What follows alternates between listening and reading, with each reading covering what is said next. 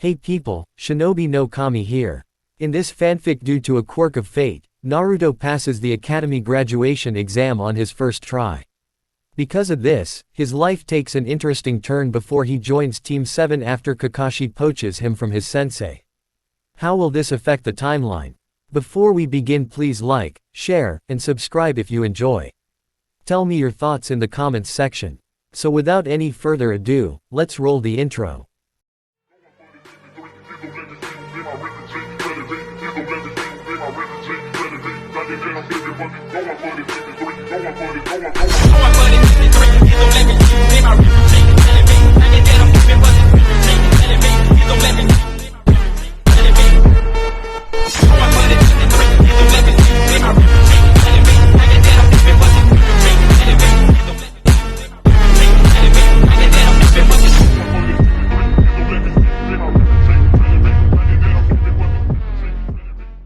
Chapter 41, Invasion.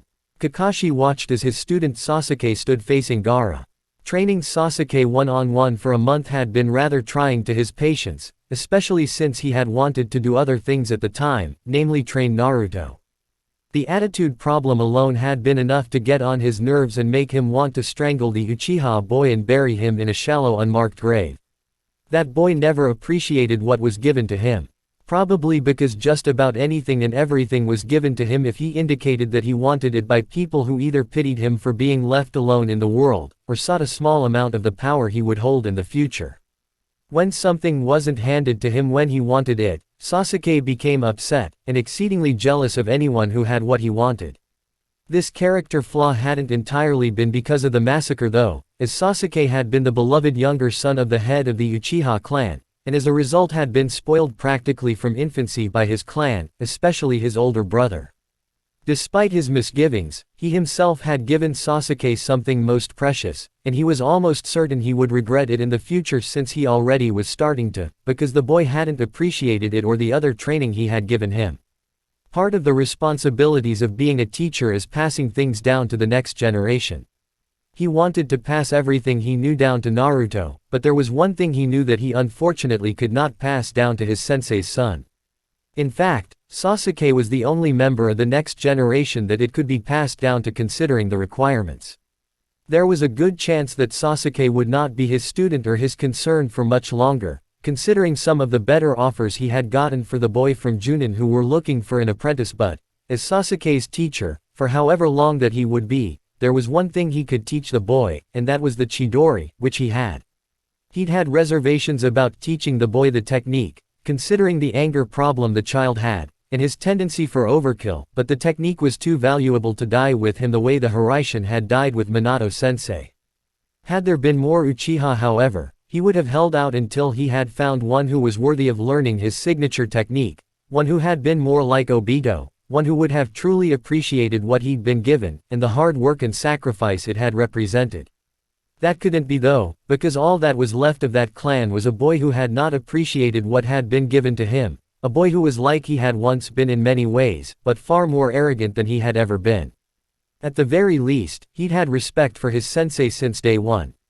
Sasuke lacked even that. Hopefully, he wouldn't be seeing the Chidori during this battle since he and Sasuke had gone over several methods the boy could use to get past the Gaara boy's defenses, methods that had included a couple of lesser and less chakra-intensive lightning jutsu, but considering Sasuke's character, he knew that the boy would be trying it at least once, and would possibly lose the match because of the extensive amount of prep time it took. The match started with Sasuke making a few jabs at the potential unknown that was Gaara of Suna. He had seen surveillance of Gaara in action, and knew that the sand moved on its own, crushing and tearing opponents, and forming a protective barrier around the Suna genin. What else it could do was uncertain. Lightning however was strong against earth-type defenses, so this was a good match for Sasuke who was of that affinity as well as fire. He felt Guy stiffen next to him when Sasuke really started to move rather than merely poking the boy's defenses to see what would happen, trying to get around the sand that surrounded his opponent with speed after a minor lightning attack had failed. He knew exactly why. Guy had shown Lee's skills off to him at one point, hoping to impress him, and therefore had recognized Sasuke's new fighting style as a copy of what little of Lee's style he'd observed sped up to Lee's true speed rather than the weighted speed the boy had witnessed when Lee had almost handed him and later Choji their asses. He could tell that while Guy was impressed with Sasuke's skill, he wasn't happy. Guy had taught Lee his fighting style, because he had selected the boy as his apprentice. To see another using it so casually, especially someone who wasn't his student, someone who hadn't spent so much as an hour learning under him. The Sharingan and its copying ability had fostered resentment wherever the Uchiha and he himself went, so this was nothing new. Elsewhere in the stands, Tenten found her fists clenching as she watched while Sasuke practically disappeared as he tried to get through the other boy's sand barrier. That little bastard had ripped off Lee's moves. Sure, there were differences here and there, but the main part of it was something Lee had worked hard for day in and day out for and invested thousands of hours into. Unlike Lee, who'd repeatedly worked until he dropped and then worked some more to get where he was at, Uchiha had taken one look at Lee's fighting style, and the next thing anybody knew, he was copying Lee at top form. There was a roar of approval from the crowd as Sasuke launched his opponent into the air and kicked him before he landed. There was an even louder roar when Sasuke got within his opponent's sand defense and attacked with a weak Raiden, Jaibashi. Tenten didn't join in. She now knew exactly why her father had called the Uchiha a thief without any sort of admiration when he did so. Stealing from the enemy was acceptable, even admirable in many cases. Stealing from your comrades the way Sasuke had stolen from Lee and Guy Sensei was not. In the arena below, Gaara called his sand back around him. The Uchiha had driven him back and back and back. He had known when he had run into the boy during a self-guided tour of the village that he was someone who could validate his existence, and he'd been right. The Uchiha was strong, and crushing him would make this entire trip worthwhile. Mother would be tasting the boy's blood soon. He knew that the others would be upset at him for jumping the gun slightly, but that was their problem. He had been prepping for this all day, and would be doing it anyway, so what did a few minutes here or there matter? The Uchiha had been tricky, but as soon as he merged with Mother, the boy would be all out of tricks, and his insides would be outside for all the world to see before Mother gobbled them up, along with the rest of this village. Konoha would be Mother's playground, and its residents her sacrifices, except for the ramen stand owner Tyuki and his daughter, and maybe that blonde boy Naruto. In the cage box, Orochimaru barely refrained from licking his lips as he watched the Uchiha boy fight. That act of cowardice back in the forest had apparently been pragmatism, which was a useful trait to possess. Even without his seal giving the boy strength, he was strong. Sasuke was strong, and he was fast. He was what he wanted in a vessel, and during the confusion of the battle, Sasuke would be taken to become his. Had Sasuke not proven himself, he would have been taken to where he could be rather publicly and messily executed in order to lower morale amongst any survivors that might get ideas, as a weak Sharingan was worth less than no Sharingan, and there might have been a reason Fugaku had been distant towards his younger son aside from the fact that he'd been unplanned. It wasn't like he couldn't get his hands on an unattached Sharingan and go through the Kakashi method a few times, but he'd prefer to have one he could turn off and didn't have to cover due to vanity, which was something of a failing of his that he'd yet to eliminate. As he watched the action in the arena, he bit back a groan of annoyance when he saw that Gaara was starting to transform before the signal. The bloodthirsty brat was apparently far too eager for the battle to begin. Oh well, it wasn't as if it would ruin his plans or anything.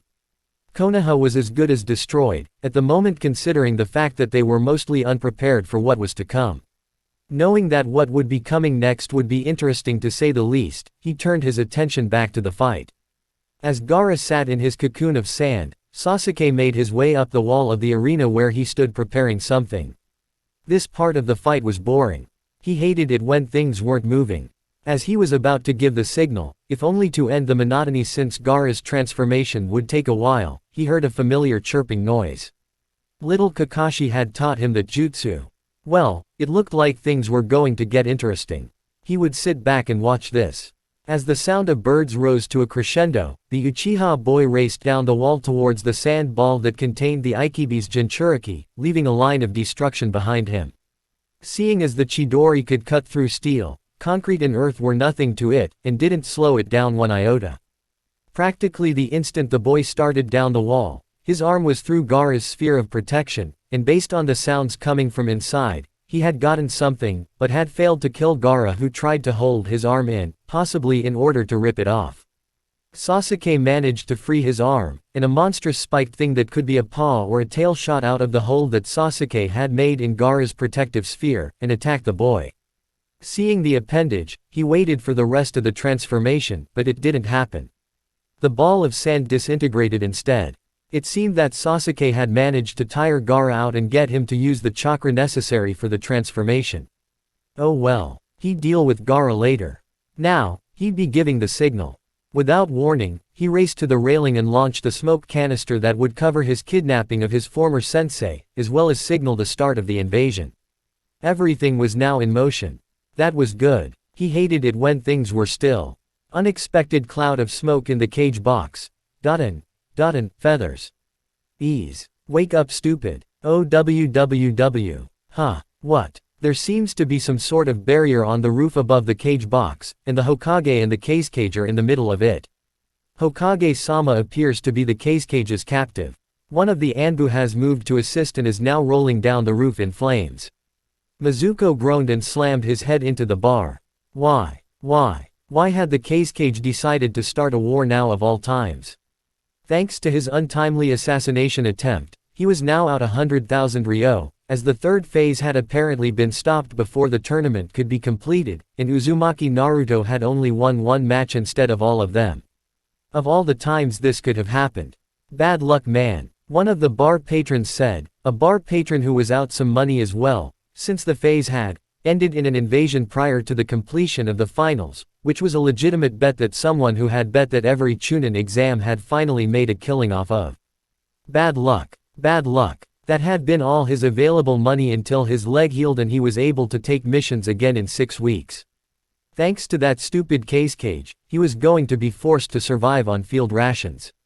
Bad luck indeed. Dot has apparently gone after the Suna genin who have taken the opportunity to make their escape. A small group of the other competitors have gone out a hole in the wall created by Maida Guy, presumably to assist in dealing with the invasion we are now receiving reports of from the eastern wall. As he listened to the surprisingly calm report given by the radio announcer who had remained at his post chronicling events as they took place, Haku found himself biting his nails, which was a nervous habit he rarely indulged in. He was several days' travel away from his friend's village, and there was nothing he could do to aid Naruto, who had been responsible for his and Zabuza's new lease on life. Had Naruto not gotten the citizens of Wave, and later the Hokage himself to spare them, they would have been long dead before Mai-sama had become Mizukage. He had little doubt that Naruto was amongst the small group of Konoha shinobi who had gone out to help save their village, as he wasn't the sort of coward who would hang back when others were in danger, and he hoped that he would make it out of this battle alive. The Jinchuriki brat'll be fine. Zabuza-sama said, accurately guessing his fears as always, and trying to allay them even though he seemed slightly uncertain himself. He smiled. He would trust in Zabuza-sama, and he would trust in Naruto. Naruto would make it through this, and knowing him, he would probably save the day while doing so. Apparently isn't the cage, but rather the missing nin Orochimaru, who is one of the legendary Sannin who had been the Hokage's students. Hokage-sama has engaged him in battle, starting off with a tile shuriken jutsu. The cheering of the Suna and the Iwa nin who had stayed to listen to Sasuke's match had been silenced by a few well-placed kunai moments earlier, much to the surprise of one Hoshigaki Kisame who had never seen Itachi kill anyone he didn't feel he had to. He had told Kisame that it had been because they had been giving him a headache, but he suspected that Kisame knew otherwise. Despite his exile, he was still loyal to Konoha and his little brother. Both were in danger now, and there was nothing he could do about it but sit and listen as the battle, which was a day's journey from here, unfolded. He would be praying that both Sasuke and his village survived. If one or the other fell in this battle, there would be hell to pay. He was usually a pacifist, but he had killed before, and would kill again if anything happened to Sasuke. If Sasuke died, the rivers would run red with the blood of every last ninja from Suna and the new village Oto, and Orochimaru would be staked out for the carrion crows to feast upon. Chapter 42, Gaara. As she, Naruto, Pakun, and Shikamaru, who had eventually left their group in order to delay their pursuers, ran through the forest, Sakura had a silent prayer of hope that they would make it in time running repeatedly through her head like a mantra. Sasuke had gone tearing out of the arena after the trio of genin from Suna, and Kakashi had ordered them to go and retrieve him before he got into any trouble he couldn't handle. An invasion like this was just the sort of perfect opportunity to kidnap Sasuke, or anyone else for that matter, for any one of a wide variety of reasons. Naruto had pointed out the risk to her a few months ago, the risk that was all the more present today when anybody could use the invasion as cover, and she now found herself slightly worrying about her classmates who were currently still under the effects of the genjutsu that had been cast over the entire arena, that were the offspring of the heads of their clans the way Sasuke was his. Hyuga Hinata was especially vulnerable since she hadn't entirely recovered from her fight with Neji during the preliminaries. For all she knew, the three fleeing genin had been bait in a larger trap, and for some reason the proctor had allowed and even encouraged Sasuke to take it. Eventually, as she came close to catching up to her target, she had heard a very familiar sound, a sound she had first heard on the bridge in Wave, the sound of a multitude of chirping, shrieking birds. Sasuke was still alive. She had gotten there in time. While he was still alive, Sasuke was exhausted and/or wounded and unable to move. However, the boy named Gaara, who looked more like a monstrous animal than a human being, now moved in to attack. Before she could come to Sasuke's aid, Naruto blocked him. When Gaara went to attack again, she blocked him despite the fact that she was still injured from her fight in the arena and wasn't in top form at the moment. She was easily swept aside and slammed into a tree. As she lost consciousness, all she could think was, "I failed." Sasuke gasped as a new pain from his ribs stabbed him. Apparently, at least one of them had cracked during his struggle with Gaara. His opponent was completely insane, and rapidly turning into a monster, just like Naruto had that one time on the bridge. He had chased Gaara all the way from the arena, almost being stopped twice, once by Temari, who had been slowed down by the injuries that Sakura had given her, and once by Kankuro, who had ended up fighting Aburame Shino, who had apparently been somewhat peeved by the fact that the invasion had robbed him of his chance at fighting the older boy in the quarterfinals as he felt he was supposed to, never mind the fact that Kankuro had already lost to that Lee boy, tanking those plans. In the end, they had come to this point where Gaara had started turning into a monster, and ranting about him being his prey since they had the same cold, lonely, murderous eyes. Considering what was going on, Gaara obviously had had one of the Biju sealed into him the way Naruto had, and turning it loose like this obviously drove him insane the way it had Naruto that day on the bridge. As the half-human monstrosity spoke of loving and only fighting for oneself, he powered a third Chidori, aware of the possible consequences. He stood with Kakashi in front of a stone with 2 holes blasted in it. "2 seems to be your current limit," Kakashi casually remarked. "If you try for 3, it won't work properly, and it will drain all your chakra, as it is a very chakra-intensive jutsu, especially because you have to keep your Sharingan activated as well, which puts an additional drain on your chakra. If you try to force it too much, you could die." He stood there panting, as he tried to catch his breath. He was well aware of the probable consequences of chakra exhaustion. He'd sat through the lectures the same as everyone else, at the academy, and had sat through several lectures at home before the massacre. "You'll most likely try it anyway considering what an arrogant brat you are, which is a pity," Kakashi said. "With the way things are now, very few would mourn your passing." He would not die here at the claws of this bloodthirsty monster. However, he had been left alive in order to avenge his clan, and he would not die before he did so. He leapt into the air at the same time Gaara did. As he flew through the air, the Chidori that had gathered in his hand fizzled and began to die. It had been just enough to save him from death by Gaara's sand claws, however, but he was weak and could barely move. Gaara leapt to attack him again, and was batted away by something that was dark orange and brown topped with yellow. Gaara moved to attack him again, but was blocked by Sakura. Gaara swept her aside, but instead of landing a killing blow as he had half expected the Mad Jinchuriki would do, he pinned her to the tree they were in, looking extremely pained as he did so. "I won't allow you to hurt my teammates," that boy yelled as he moved in to defend him and Sakura, who looked like she had lost consciousness from the monstrous Gaara's attack. "Do you know why few would mourn your passing if you died now?" Kakashi asked from the other side of the campfire after the day's training had ended. "From your silence, I guess the answer is no," Kakashi said a few moments later. "It's because you're an arrogant and ungrateful bastard, like I used to be when I was your age, but worse. Kakashi continued as he poked the fire. People have tried to be there for you, but you threw their kindness back in their faces every time, and took everything they gave you as if you were entitled to it, never once being grateful for what you had been given, even after people had given you things that were most precious to them. If you even knew the number of people who had sacrificed their lives so you could sit here scowling at your dinner. Kakashi said as he took a bite of whatever the hell it was he'd just finished cooking and had dished out on a pair of plates a few minutes earlier. Who am I kidding? You wouldn't care. While he sat there unable to move or do anything, Sakura had risked her life to protect him, and now Naruto was engaged in a battle between demons in order to protect him and Sakura. While it was likely that the boy who contained the strongest of the Biju would survive, Sakura could have quite easily died when she had stood between him and Gaara, and it was only due to a whim of Gaara's that she was currently alive and unconscious. Sakura had essentially sacrificed herself to save him. If you even knew the number of people who had sacrificed their lives so you could sit here scowling at your dinner.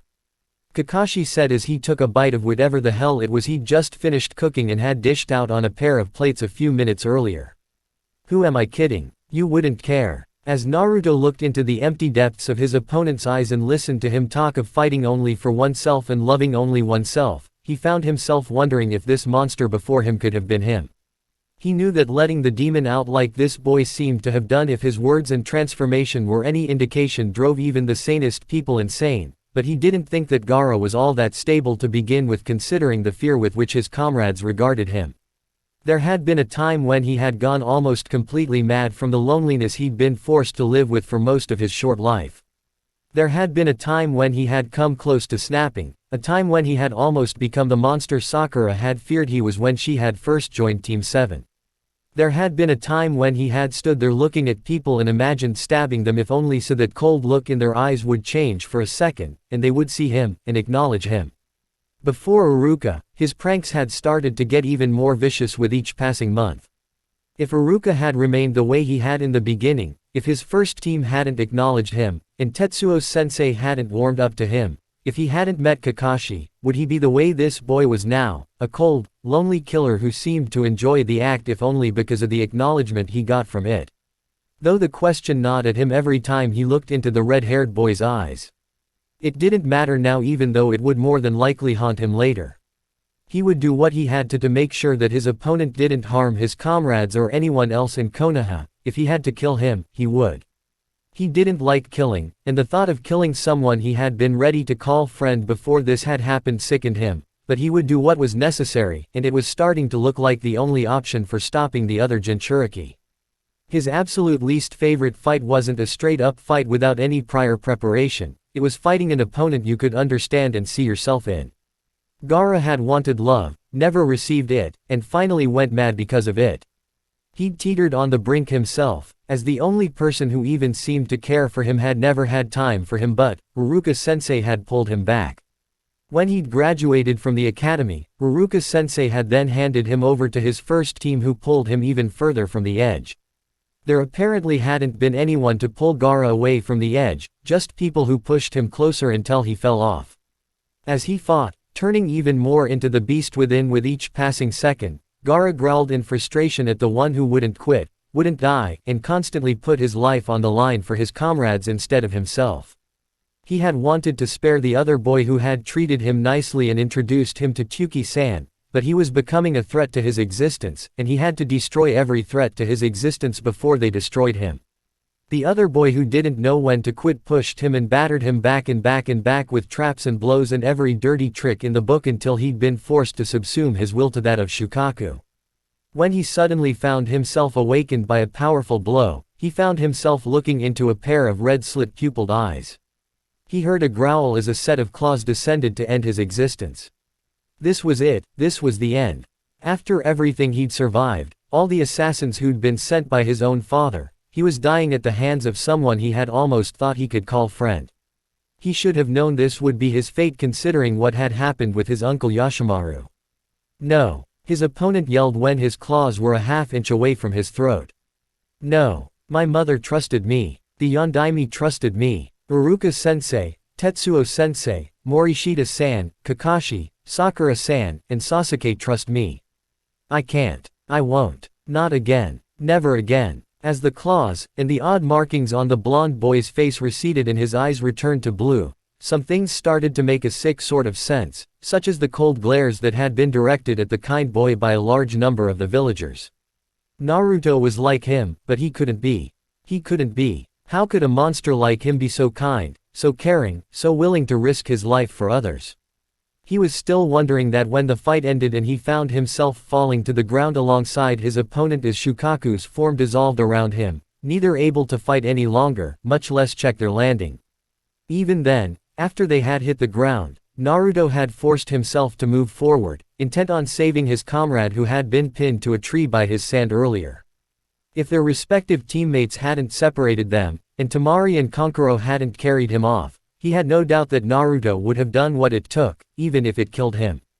Naruto, who had been willing to risk everything for others, who had cared for others instead of only for himself, had proven the stronger of the two, and it hadn't been because he possessed the stronger demon, whichever one it was. It was plainly obvious that people hated Naruto and feared him. But he had somehow managed to find people who cared for him as well. Would he find such people one day? He may have found a few before, but would they still be there after what he had done? "I'm sorry," he said, apologizing to everyone he hurt, including the brother and sister who were carrying him to safety despite the number of times he had threatened to kill them. It was more than likely far too late though, and in any number of cases it was most definitely far too late. In the future, he would have to do his best not to hurt anyone else though, and hope that someone would come and fill that aching emptiness one day, someone like Naruto. Chapter 43, Cage Funeral. A few days after the Chunin exams invasion as it was being called, after the job of making sure all of the invading forces had been driven out was complete, Naruto walked to the roof of the Hokage Tower where the Sandame's funeral would be taking place alone, doing his best to ignore the fact that even people who would say hello to him a few days ago were skirting him as if they were afraid. He knew why though. When he received the news that the old man was dead shortly after the battle ended, he had completely lost it. Fortunately, he had managed to cling to what little sanity he could until he'd made it a little ways outside the village. While he was out there, he'd almost completely destroyed about a good square mile of forest before he collapsed.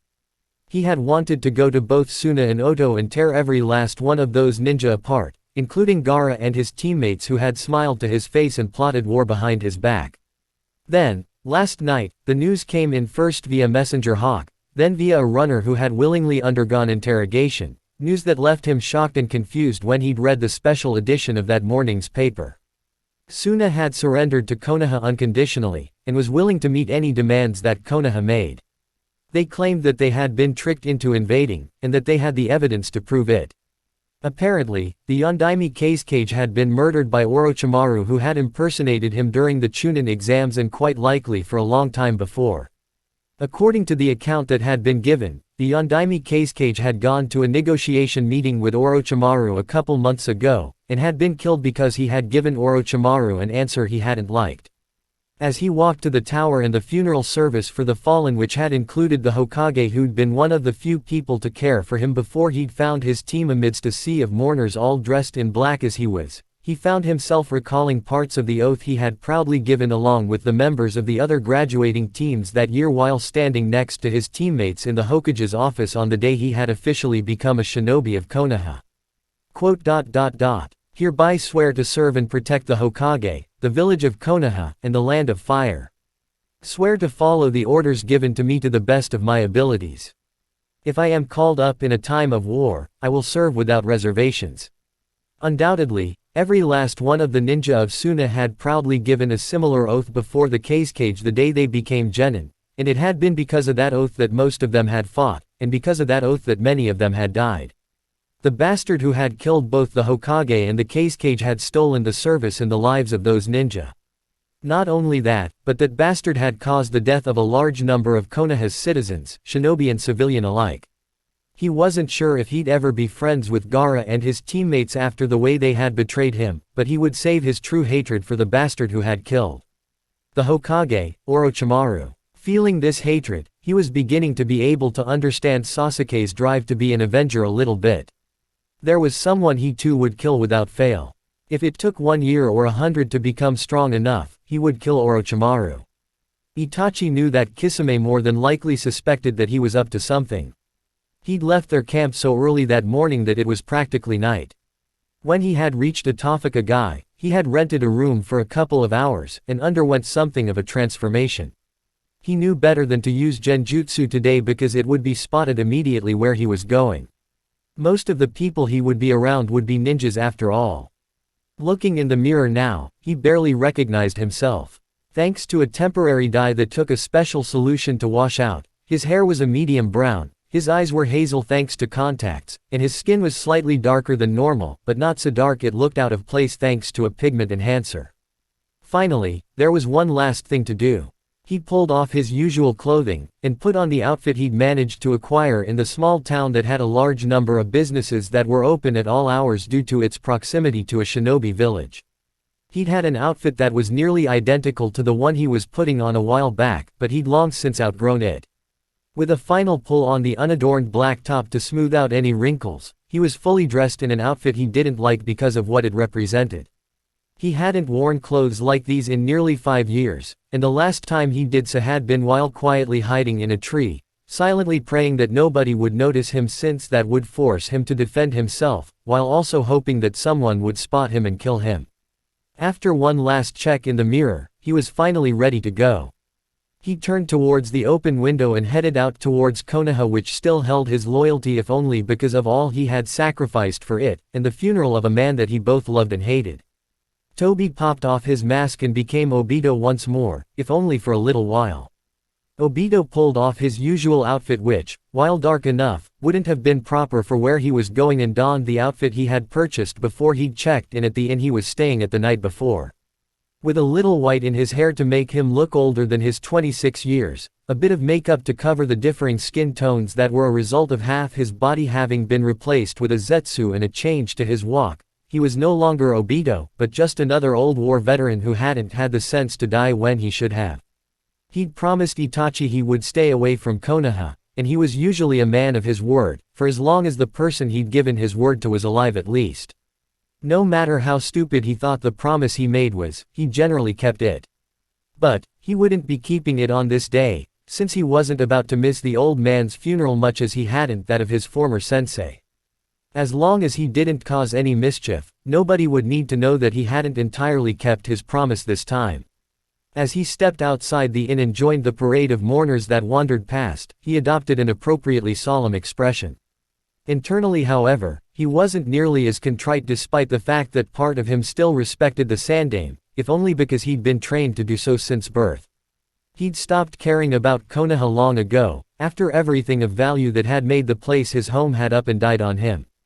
Elsewhere in Konoha, Danzo sighed as he carefully arranged his clothing.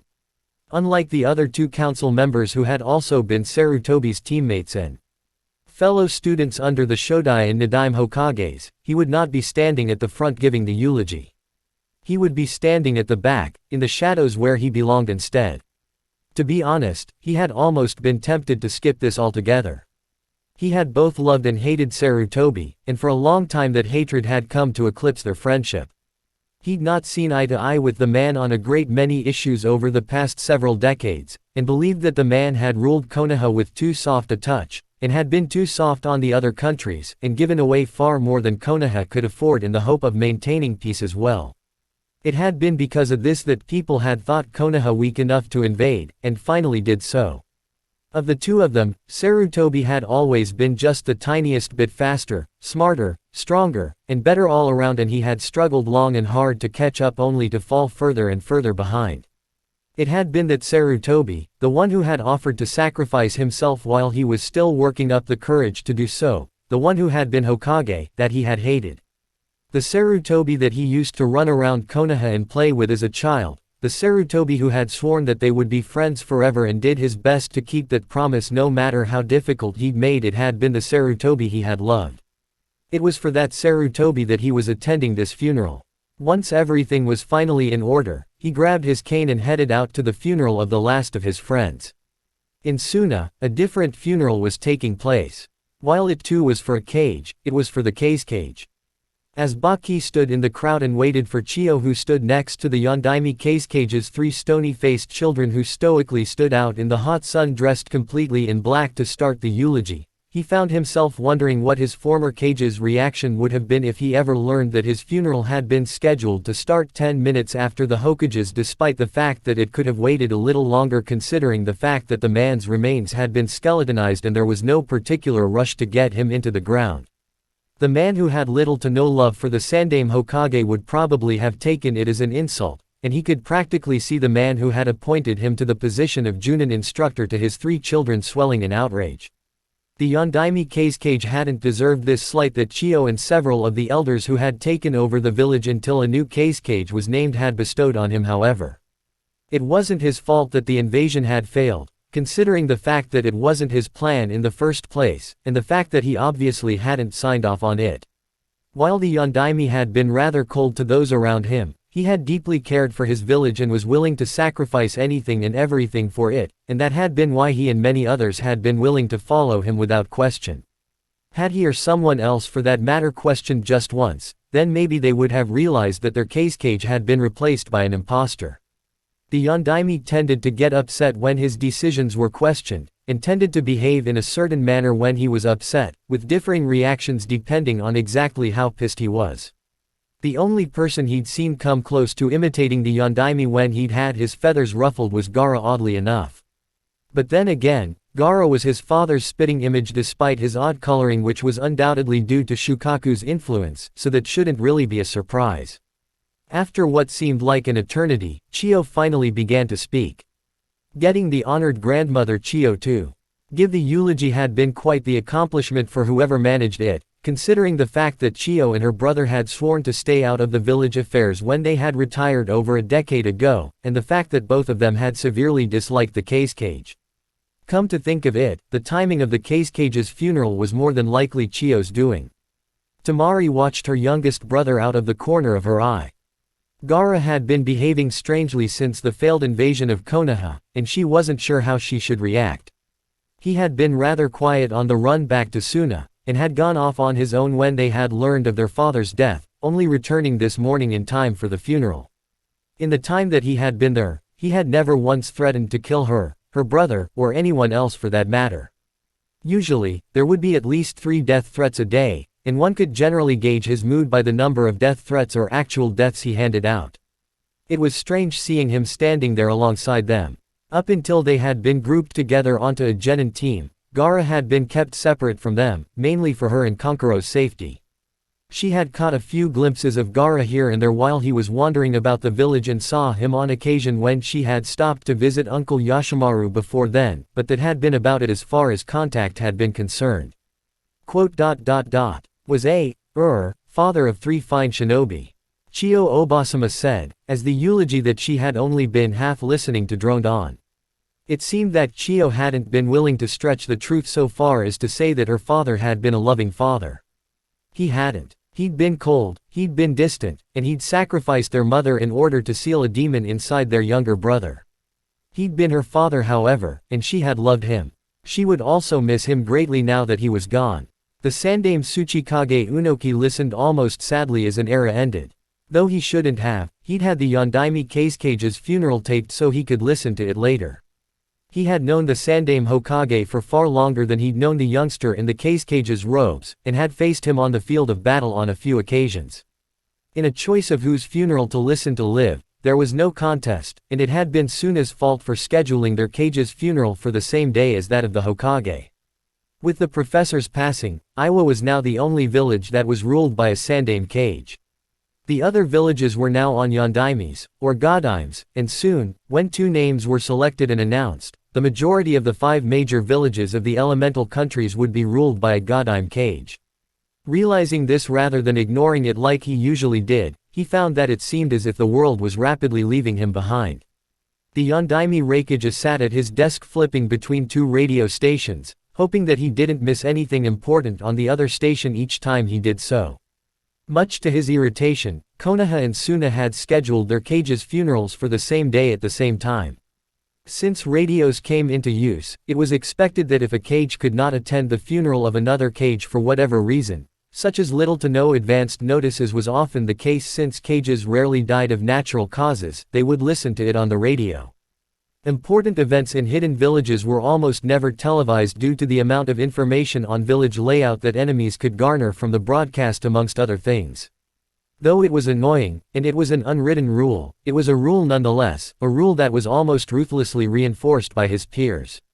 Knowing their nature, he half expects that diplomats from either village will comment on things said during the funerals to test and see if he'd actually been listening, in a morbid imitation of a pop quiz.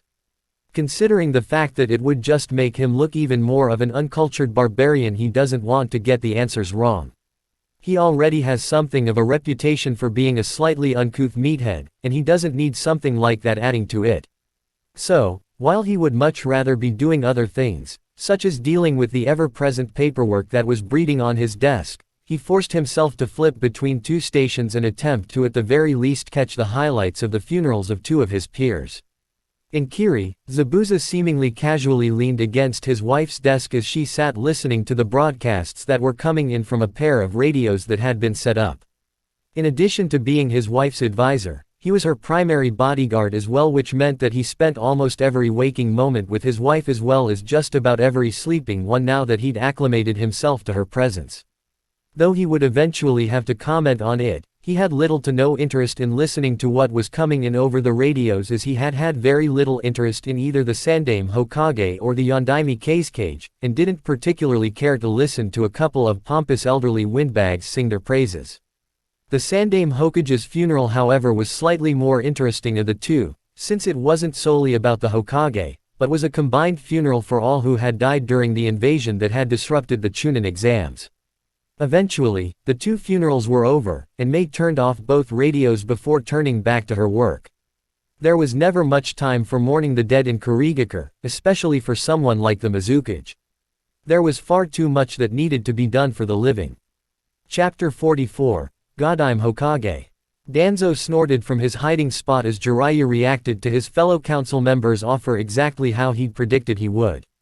Considering the mutual antagonism they had going, he knew that Jiraiya's answer wouldn't have been half as polite as it had been if he'd been there alongside Sarutobi's teammates while they made the offer. As it was, the man's refusal was somewhat rude, as he seemed far more interested in staring at the hot springs than he was in being offered the position of Gadaime Hokage. That had been a deliberate slight though, since Jiraiya barely tolerated Kaharu and Homura, and didn't tolerate him at all. There had been a time that Jiraiya had tolerated him, but after a run-in with one of the root agents in which Jiraiya had been forced to kill the kid, that forbearance had rapidly melted away like snow on a hot summer day. Considering the fact that his petition to the daimyo had failed yet again, and the fact that the slippery little weasel had yet again sent a letter leaving the choice up to them rather than coming to Konoha where he could use Shisui's eye on him, it seemed that Tsunade would be the new Hokage despite the fact that she'd abandoned Konoha more than a decade ago. He had no doubt that Jiraiya would somehow make this so, even if he had to forcibly drag the legendary sucker all the way back to Konoha and chain her to the Hokage's desk in order to escape the position himself. It was just as well, since Tsunade was the more responsible of the two, if only marginally. The upside to this situation though was that he would be able to slip far more past Tsunade than he would Jiraiya. Jiraiya's choice of traveling companion on his journey to retrieve Tsunade was all too predictable as well. He'd seen the papers making the boy his apprentice shortly after they'd hit the Hokage's desk, and because the boy was Jiraiya's apprentice, the man couldn't not bring the boy along. That, and since the man preferred traveling alone since it called less attention to himself, it was fully expected that he would reject a team of ninja out of hand, since it wasn't as if the man wasn't capable of dealing with any difficulty that cropped up along the way. Now that that matter was settled, and that Jiraiya actually accepting the position of Gadaime Hokage, as there was a small possibility of him doing so, hadn't happened, it was time to get ready for the arrival of his new and most likely only marginally willing Hokage. As he overlooked the forest from a conveniently high point, Tenzo whistled as he saw the full devastation that had been wrought by the Kyuubi Jinchuriki's rampage. You could build a whole damn town complete with a couple outlying farms in the clearing the boy had created in what had once been a dense forest. Fortunately for Konoha, that clearing hadn't been swept through the middle of the village, as might have happened considering some of the other Jinchuriki rampages he'd heard tales of. People were understandably afraid of the power the boy wielded, especially the civilians who lacked knowledge of the shinobi arts and saw them as being magic or the closest thing to. Some of the more superstitious people who believed that Naruto was the demon he contained had come to believe that the Sandaime had placed some sort of spell on the boy that had worn off when he passed. Others had come to believe that the Yondaime's seal had broken, and in a way, they were right. The seal was indeed weakening, and would likely weaken even further every time the boy brought out the Kyuubi's power, but that was apparently intended to happen, considering how all of the other Jinchuriki tended to merge with their Biju during battle the way the Suna Jinchuriki had merged with Shukaku. The only question was if Naruto would be able to control that power or if it would control him. The reason he knew so much about Naruto's seal and the way it was intended to function was because he had gotten the information that backed up his assumptions about Naruto's seal when he'd done research on the Biju in order to learn how to contain and control them with the power he had gotten from Orochimaru's experiments with the Shodai Hokage's DNA. That was a matter for another day, however. Right now, it was time to get to work. Mokuten, Mori no Jutsu. He yelled as he slapped his hands against the ground and caused several dozen trees to grow. This was only a small start, however, and it would take him a while to finish, especially since he'd be growing houses in Konoha as well. If anyone had stopped and asked him, he would state that as for how he himself currently felt about Naruto's power, it was that he was annoyed at the amount of work the boy had made for him in the space of a single afternoon because of it. As he watched his young student, Baki briefly wondered what it had been that had caused Gaara to run for the toilet. One second the boy was studying a couple of books, and the next he was running for the bathroom. When he'd pressed his ear to the door, he hadn't heard the boy vomiting as he half expected him to be, but instead it sounded as if he'd been crying. Maybe not crying, but at the very least, he sounded rather upset, and not in the "stop annoying me or I'll kill you" way. After his father's funeral, Gaara had demanded several books on Konoha history, and every bingo book that contained entries with the name Uzumaki in them. Based on the unusual requests, he guessed that the boy was doing research on the boy who had defeated him, which was rather unusual. But then again, since Gaara had never been defeated before, the whole situation was unusual. Since it seemed as if the situation with his student would hold for a while, he decided to investigate. Moving over to the desk to see exactly what it could have been that had upset the boy so badly, he noted that only 2 books were open out of a stack of 30. One was a rather dated bingo book from sometime during the Third Shinobi World War, and the other was a recent Konoha Ninja Academy history textbook. The Academy textbook was open to a page that contained a close-up view of the Yondaime Hokage, which looked like his last official photograph before he was appointed to the position. The bingo book was open to an entry for one Uzumaki Kushina nicknamed the Red Hot-Blooded Habanero. The Uzumaki woman was very attractive, and looked familiar for some reason. Maybe he'd faced her in battle when he was a genin or during his early days as a chunin. Funny, it looked as if Gaara had traced 3 lines on each of her cheeks with the pencil that he'd been using to take notes. Of course, if you rounded out the chin a little bit, and changed the hair and eye color from red and gray to blonde and blue, and gave her a bit of a tan, she'd practically be the spitting image of the Uzumaki boy. Why would that upset Gaara though? No, it wasn't just that. 2 books were open. One to the picture of a woman from whom Gaara's opponent had gained his looks and the other to the picture of a man who now that he thought about it had blonde hair, blue eyes, though they'd been inexplicably changed to green in the Konoha history book, and a somewhat rounded chin. Oh freaking hell. Yeah, that would give Gaara issues. Back in Konoha, Sakura had been eating a quick lunch after having helped her mother put things in order all that morning when Sasuke showed up out of the blue. Working on their home to make it reasonably presentable, if not presentable enough for the likes of Uchiha Sasuke, had been a task that had taken several days of working off and on. From the looks of things when they'd gotten home, some of the enemy ninja had trashed their place for the heck of it, and some Konoha ninja had caught them in the act at some point. Fortunately, they hadn't been stuck with the task of dragging the corpses of enemy ninja out of their home as one of their neighbors down the street had had to do, since someone had rather thoughtfully thrown them out of one or more of the windows for them. "What are you doing here?" she asked in surprise. Sasuke never showed up at her place, and since she'd spent the entire morning repainting the living room to cover the scorch marks from what looked to have been a battle that had taken place with one ninja standing on the now destroyed sofa and the other on the armchair, she hadn't had the time to fix her hair, much less dress herself properly. Sasuke said, then paused. I wanted to thank you. For what? She asked, somewhat startled. Sasuke had rarely if ever thanked her before. For standing between me and Gaara during the invasion. Sasuke replied. You don't need to thank me, she replied. You're my teammate, and that's what teammates do for each other. Sasuke looked startled at this statement for some reason. She didn't know why though. If it had been her that was being attacked, Sasuke would have instantly leapt to her aid, right? Elsewhere in Konoha, Itachi sighed as he settled into his seat at what had been his favorite tea shop when he'd still been living in the village. He and Kisame had set out from the inn after he'd stripped off his disguise from the funeral the day before and had arrived early that morning and had wandered around the village, looking for the Kyuubi Jinchuriki. In reality, Kisame had been looking, either that or he took the opportunity of his partner's absence to play hooky, and he had gone off to give his ultimatum to the council, ensuring that Sasuke would be safe for a while longer.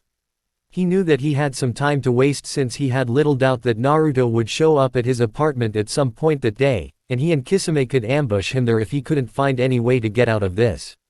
Seeing as he had nothing better to do, he was going to spend the rest of the day trying to find out where Naruto lives, despite the fact that he was almost 100% certain that the boy was in the same apartment he had been in since before he'd left the village. He knew where it was because he had been on patrol in that neighborhood before, and had nearly gotten tagged by a water balloon that had somehow been filled with rotten eggs.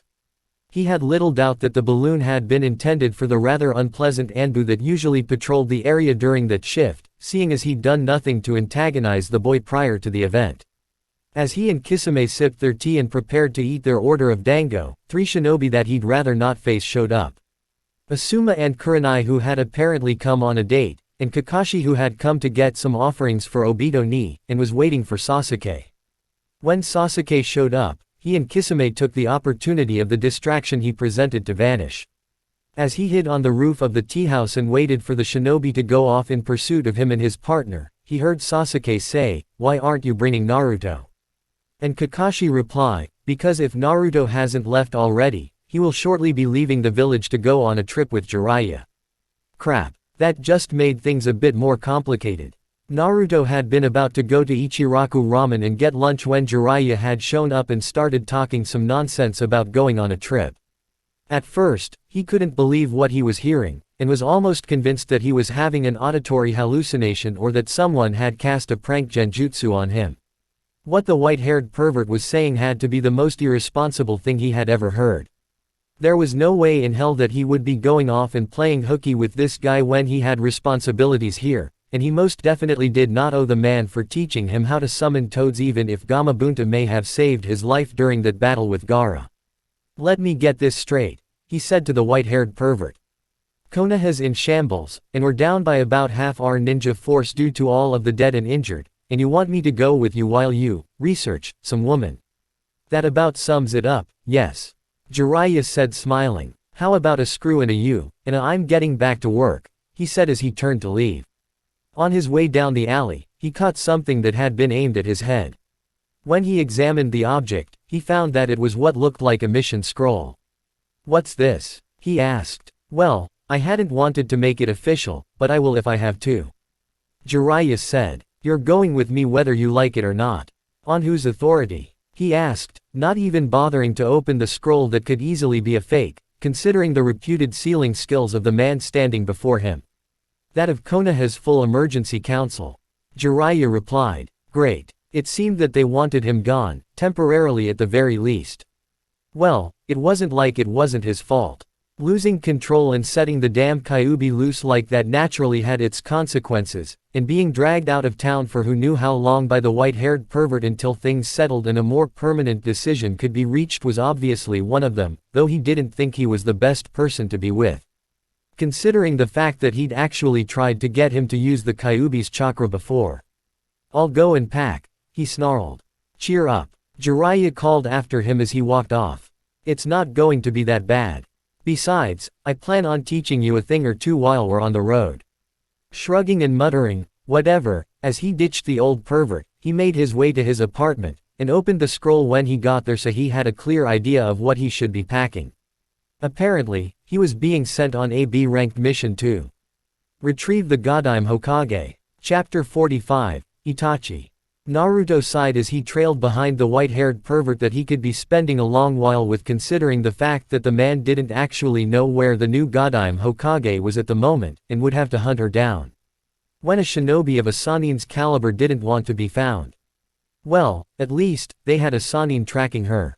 As he trailed behind his team leader on a team that consisted of 2 people, him and the white-haired pervert, he wondered why the man hadn't told him that they were going to retrieve the Godime in the first place, and why he had pretended to be going off to party while Konoha was in shambles.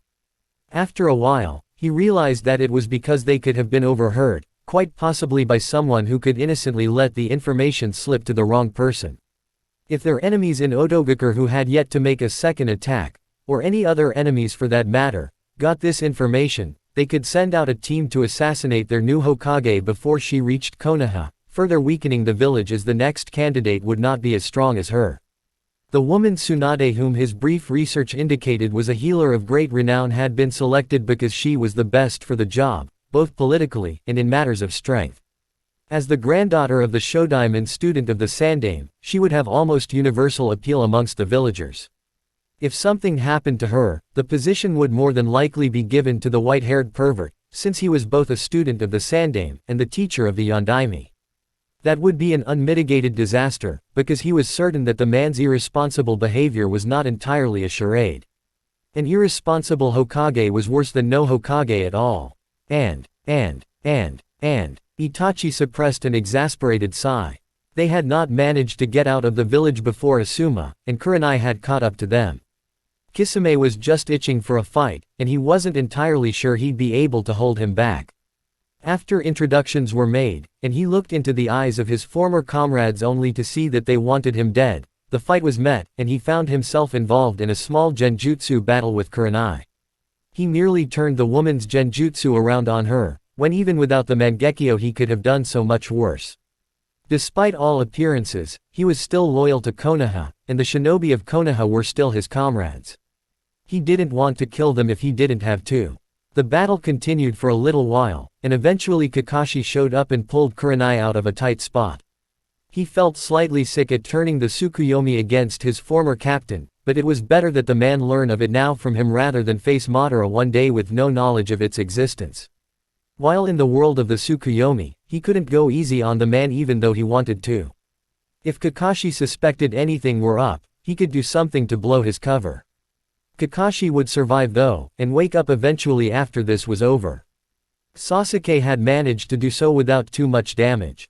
But, then again, children's minds were far more resilient than those of adults. When Maida Guy and some brown-haired Junin who bore something of a resemblance to that bastard Danzo showed up, he knew that it was time to leave.